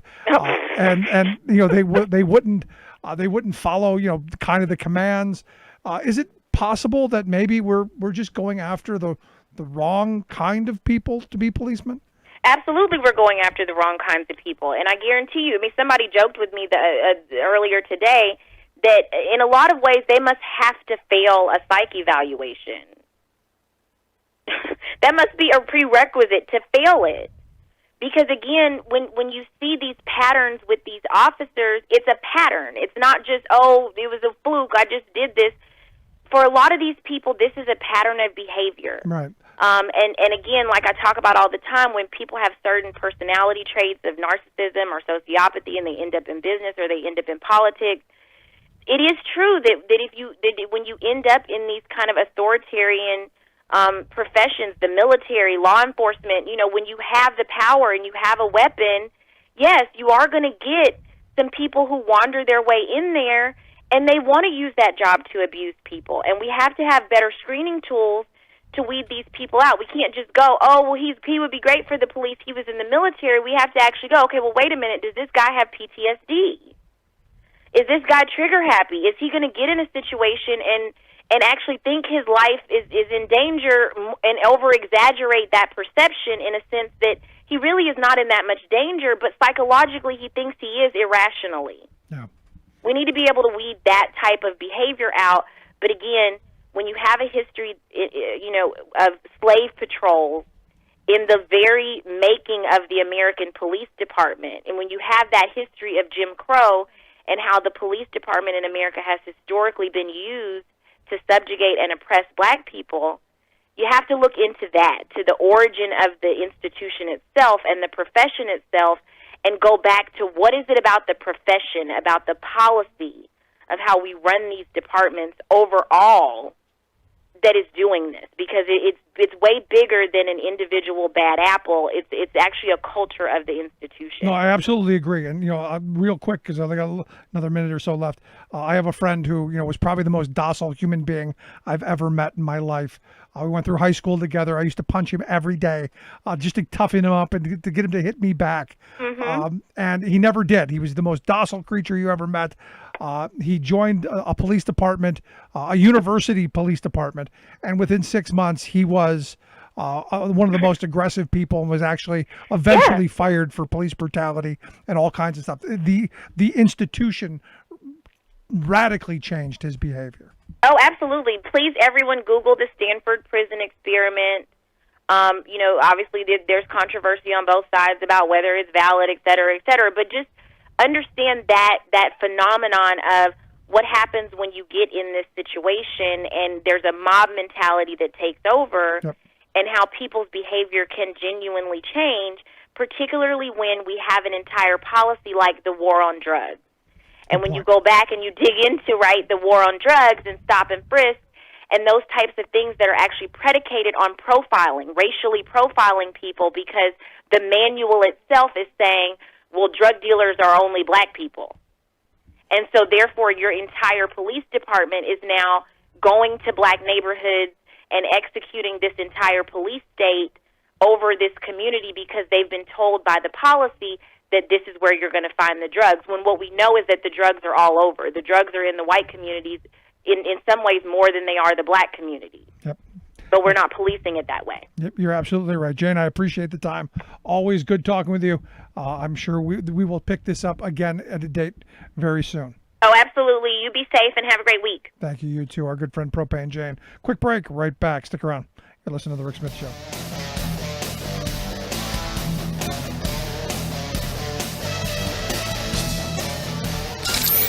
Waving the flag of freedom for people, not corporations. Rick Smith.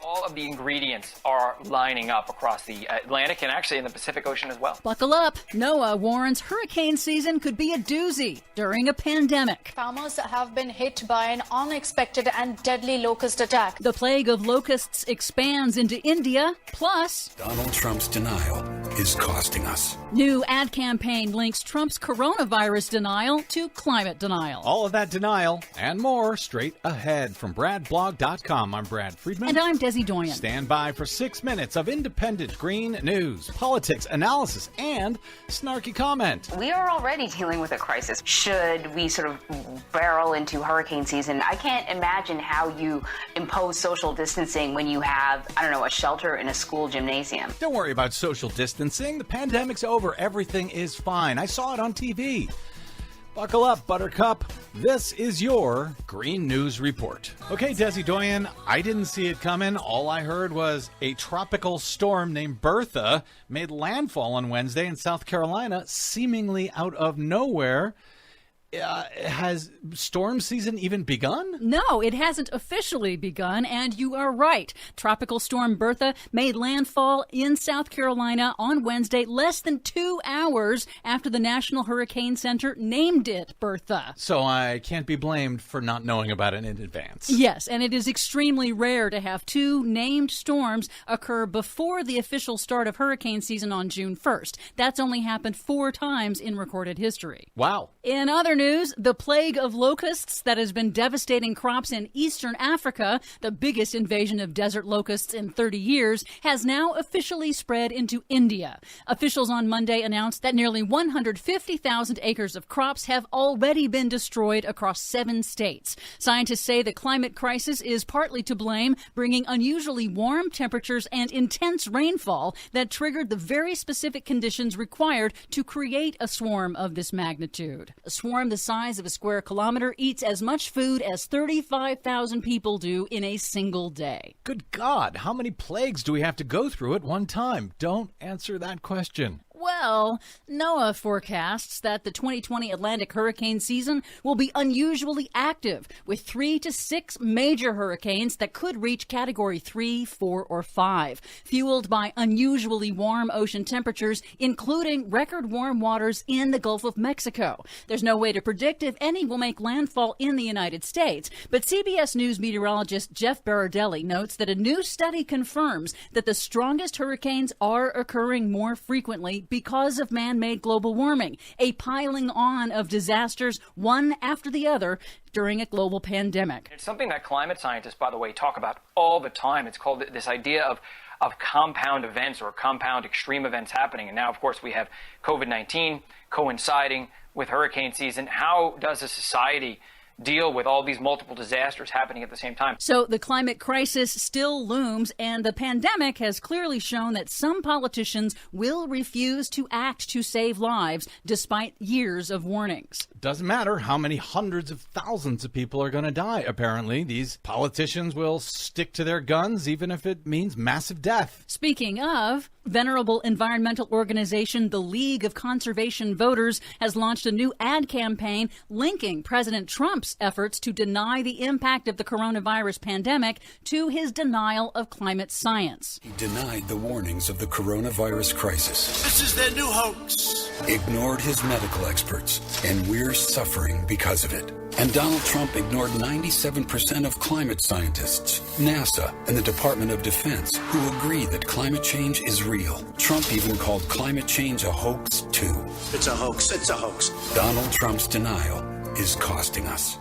In Ohio, state regulators have approved America's first freshwater offshore wind energy project. The Icebreaker Wind Farm will be built in Lake Erie near Cleveland. The bad news is they required major restrictions. The wind farm must shut down its turbines from March through October to protect migratory birds and bats, and that could doom the project entirely. Well, it's not necessarily bad news if it's saving those birds and bats, but I guess it's bad news for the project. Indeed. Wind farms have to be carefully sited to avoid these bird conflicts, but house cats, glass buildings, and fossil fuel projects actually kill exponentially more birds than wind farms. And finally, New York's Democratic Governor Andrew Cuomo's administration has denied a key water permit for the controversial Williams Northeast fracked gas pipeline on the grounds that it would have unacceptable negative impact on water quality and it is incompatible with the state's emissions targets. New Jersey environmental regulators also denied permits for the Williams pipeline on the grounds that the benefits would go mainly to New York. Told you we had all kinds of denial in today's episode. For much more on all of these stories and the denial we couldn't get to today, please check out our website at greennews.bradblog.com. Find, follow, and share us planet-wide on the Facebooks and the Twitters at Green News Report. I'm Brad Friedman. And I'm Desi Doyen. And this has been your Green News Report.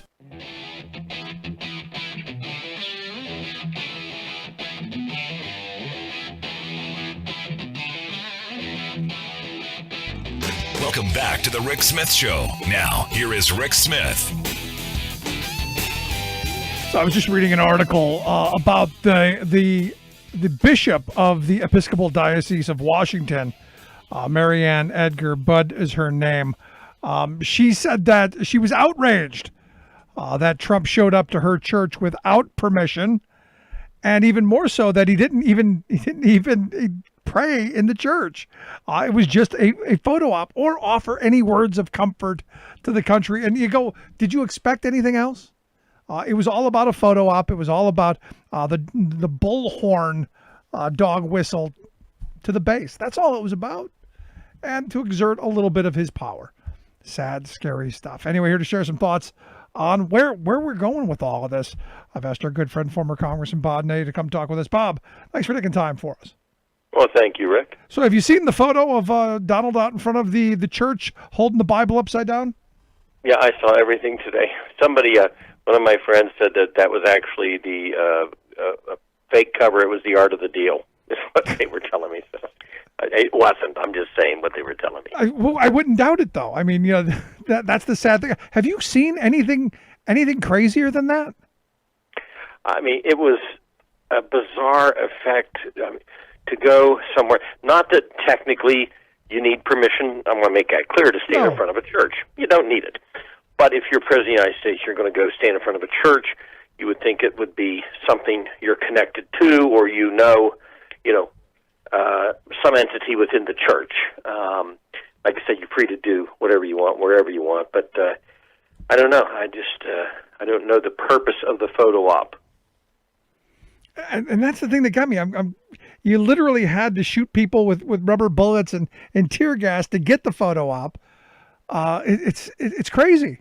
I mean, we're living in really, really bizarre times with the worst possible person in charge at the wrong time.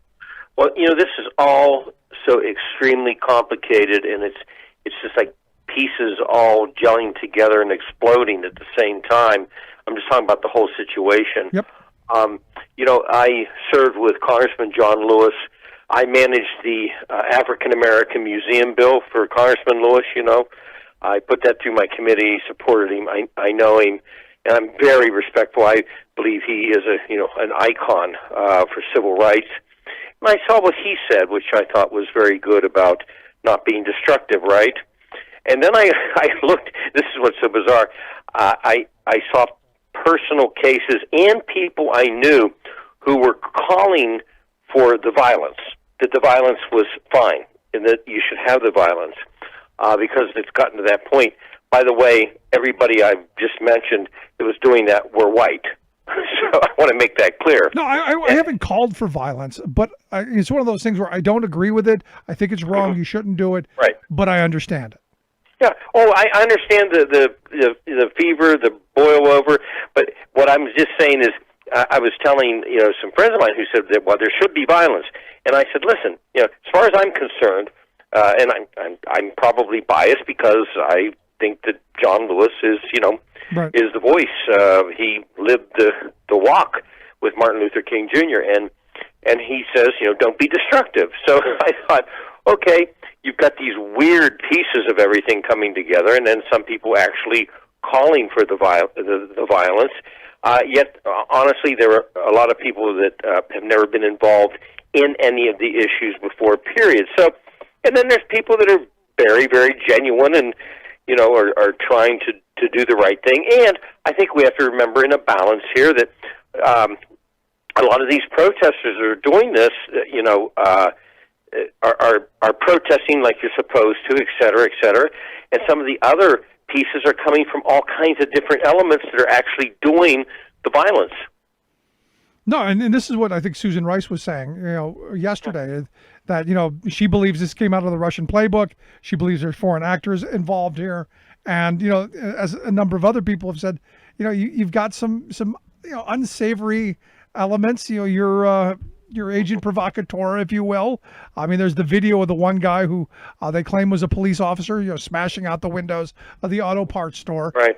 I mean, this stuff happens in all of this because, then the message now is all about, you've burned stuff and you've smashed out windows. It's no longer about the guy being murdered. Right, and I heard 4 different stories tonight of people who actually, called me or texted me, and this was very interesting, Rick. These are smaller towns, and they all said the same thing. Oh, Bob, by the way, at noon tomorrow there's going to be violence. And these are people that have been told this. See, these rumors are going around. Probably there's 50 other little small towns that are having the same rumors, And it's all, it's a fear factor, and of course some of it's just generated out of people that are afraid or hysteria, et cetera. And some of it might be generated out of people that are sending these emails out to other people to scare them, to create more, fear and animosity out there. So I just think this is a extremely bizarre situation in the sense that the original issue now is not there as because I'm wondering, Rick, I've been trying to follow the news. What happened to the other 3 cops that stood there? Have they done anything to them yet? I guess all 4 got fired. They only arrested the one. And I'm thinking to myself, okay, what about the others? That message is even drowned out. And now it's about, well, should you have violence or not, or are they violent or not, or who are they really supporting, or who's really paying for them? And you're hearing all of this, and I was just thinking today, what about the other 3? Yeah, and to be honest, it's one of these, one of these things where you go, was the 20 even fake? I mean, was the thing that started all of this, was that even fake? Was it the store owner suspected it of being faked? Was it actually fake? Do we now know? But the store owner has come out and said he wish he would never called the cop because this has now happened. And is that the kind of country we're going to become, where we're afraid to call the police because we're afraid somebody's going to get killed? Right. It's a scary moment. And look, the other part of this is globally, what kind of a message does this send the rest of the world? Because like I pointed out, Susan Rice said this is out of the Russian playbook. Is this another one of those opportunities for people who want to keep us divided and pitted against one another to continue to stoke this flame? Well, yes, and then one other thing I thought about, I've traveled extensively, and I'm also sitting there and I'm seeing Europe, talking about us, etc. Well, Europe has a lot of racism too. I mean, there's just I'm looking at this whole thing and I thought, okay, that's great. They're supporting a just cause, but also internally over there, there's some real big time issues also in some of those countries, and I just wonder how much then smoke screens what they should take care of and goes just strictly towards the United States. I mean, I think it's quite a mess. Yeah, but they don't have they've got a crazy leader, but not as crazy as ours. Right. Because on the do you think he can really put soldiers in every state? Do you think if he doesn't like what the governor does he have the authority to send in the army? Well, I mean, he's trying to do this under some older statute. I mean, technically, as I understood it, he can't just do this unless he would declare, some type of general, broad, sweeping national emergency. I'm not sure he wants to do that. I think right now this is more verbiage trying to push governors where people who are afraid, for whatever reason, will start to pick up the phone and yell, hey, I want something done, or I want the feds in here. I don't think he can do it in general. No, I don't think so. But DC, that's a little different. Yeah. That's across jurisdiction. Now we see the autopsy reports. We have dueling autopsy reports, evidently. And now you've got Michael Botter and his other guy who have claimed that this was homicide caused by asphyxiation. They were the examiners hired by the family. The state saying that it wasn't directly related. Well, I know you know the next name I'm about to say, Cyril Wecht. I know you know from Pennsylvania. And I listened to him Saturday. He was down on the Wheeling, West Virginia radio station, and the guy I know, a radio host, called me up and said, hey, he's going to be on. And he gave a very thorough, interesting explanation this past Saturday of why this was a homicide. And he was reacting to the autopsy report that the government did, and basically said, look, the man could have hypertension, the man could have an enlarged heart, the man could have whatever. He said, but he said he wouldn't have had this happen to him if he was just walking on the street. He said there was a reason this happened. And so I listened pretty attentively when he was dispelling what the government said. So I think the family was very smart in hiring somebody privately. Yeah, I mean, because that was where my mind went immediately. I'm going, the guy probably wouldn't have died had you just let him sit in the car. Yeah. Well, had you just left him the hell alone. Yeah, I mean, I had a heart attack last year, right? Right. And if I'm walking on the street, tomorrow, I probably won't have a heart attack. If somebody, 2 or 3 people, policemen, for example, would, restrain me, sit on me, put pressure on my neck, I may have a heart attack, right? Now they say, well, Bob had a bad heart. Well, it turned into a heart attack due to what they did to me, for example. So, I mean, I think we have to look common sense at that. And as far as, I'm concerned, the autopsy was a cover-up. And the again, original one. That just stokes the flames and makes things that much worse. Sure. Or had they, when I looked at the video and I saw it, I'm going, the lead guy, the guy who was, you should have arrested him immediately in his uniform, handcuffs on that moment. And then the other 3 with him. Sure. I mean, I had thought about, starting the show today just with 9 minutes of silence. I mean, just the painful silence. Imagine having someone with their knee in your neck for 9 minutes and not being able to breathe. Now, look, I get being a cop's a tough job, but there's got to be some common sense in this. Well, and also the thing that kind of astounded me, all the other 3 policemen should have responded for whoever was on the ground, white or black, whatever. But what kind of got me, did you see the other 3 police? You had minorities. And I'm thinking, wow, they should respond to anything, but I was kind of just in shock, that somebody would stand there, period. Nothing surprises me, though. Nothing. It was bizarre. And again, the question I'd ask today, amidst everything going on, what about the other 3? And why is it taking so long? It's very simple. They stood there. I mean, what is taking so long for the prosecutor to react? Yeah, I mean, I think this all could have been avoided had they just arrested them right from the start, shown that there was some justice, and as I said earlier in the show, to use a Trump frame, that we actually do have one beautiful law that applies to everybody universally. Just a thought. But Bob, I appreciate the time and the thoughts. Thank you, Rick. Thanks so much. Thank you. Our good friend Bob Ney. To me, it's that simple. If you just that one concept. I'd love to hear your thoughts. You can email me, rick@thericksmithshow.com. I'm going to take a quick break. Right back to wrap things up.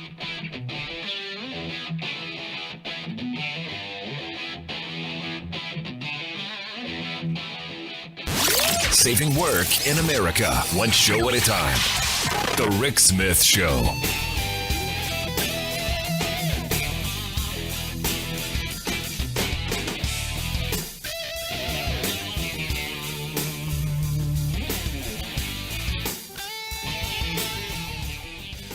I'm Rick Smith, and this is Labor History in 2. On this day in labor history, the year was 1981. That was the day that the cannery murders took place in Seattle, Washington. Two union organizers, Silmy Domingo and Jean Veronese, were gunned down at their labor hall. They were working to reform the cannery industry for Local 37 of the International Longshoremen's and Warehousemen's Union. Silmy and Jean were second-generation Filipino Americans. They organized against the discrimination and segregation faced by Filipino workers who labored in the summer Alaskan fishery canning industry. They were also part of a reform effort, trying to build more transparency and accountability within the union locals' leadership. Frustrated by the lack of support by Local 37 for the anti-discrimination campaign, the two organizers founded a legal advocacy group, the Alaska Cannery Workers Association. The ACWA filed lawsuits on behalf of the Filipino workers under the 1964 Civil Rights Act. The ACWA won their cases in court, but both the canneries and the local union blacklisted ACWA members. The court ordered the reformers reinstated. Back at Local 37, the reformers formed a rank-and-file group to fight for change in the union. Then, on that fateful day, Silmy and Jean were shot by members of a local street gang. But weeks later, when the gun was found that was used in the murders, it was registered to the president of Local 37, Tony Baruzzo. An investigation found that the murders were the result of a conspiracy that went all the way to Filipino dictator Ferdinand Marcos, who wanted to silence Filipino opposition to the United States. Tony Baruzzo was eventually tried and convicted for the murders. Silmy and Jean are now honored by the ILWU as brave reformers who gave their lives for their union. Like what you hear? Check out more at laborhistoryin2.com.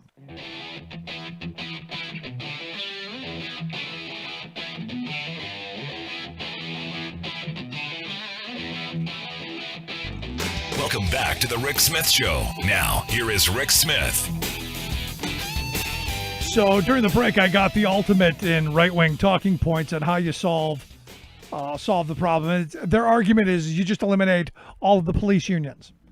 And as someone who's a supporter of labor unions, I'm not in favor of this idea. I think it is the talking point that I'm sorry just doesn't work. I think it's much bigger than the police unions. The police unions are like they're just representatives. They're not the ones who make the laws. They're not the ones who decide who gets charged and who doesn't. They're the ones who give their members due process. And just as the frame of you can't fire a union member is patently false, you can arrest a police officer for doing the wrong thing. It's pretty simple. Follow the law. Do the work. It's that simple. So blaming the union for this is another one of those.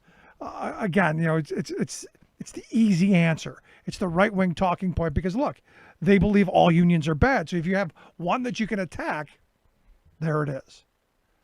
Are the police unions strong? Yeah, I think they are. They secure good wages and good benefits for their members. But ultimately, they're doing what you would want anyone to do for you at any moment. And that's protect your rights. But here's the thing. If you have a law and you enforce that law and you're guilty, the system will work.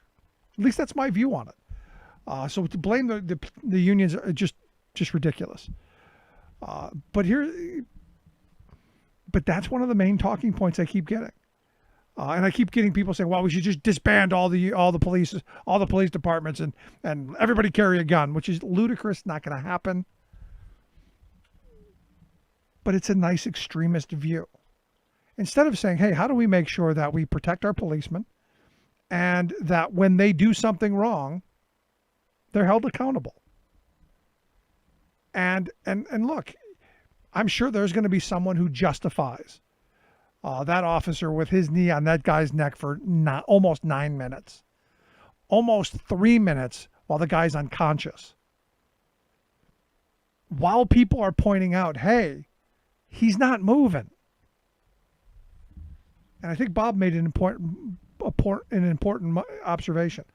There were minority officers around there who backed him up. Something wrong with that as well. I'd love to hear your thoughts on this, though. You can email me, rick@thericksmithshow.com. If you missed any of today's program, you can download the podcast there at the website. Get the app on your smartphone. Take the program on the go wherever you go. And as I said, you can email me, rick@thericksmithshow.com. Love to hear your thoughts. Share them with me if you will. Thanks so much for tuning in. We'll see you back here next time.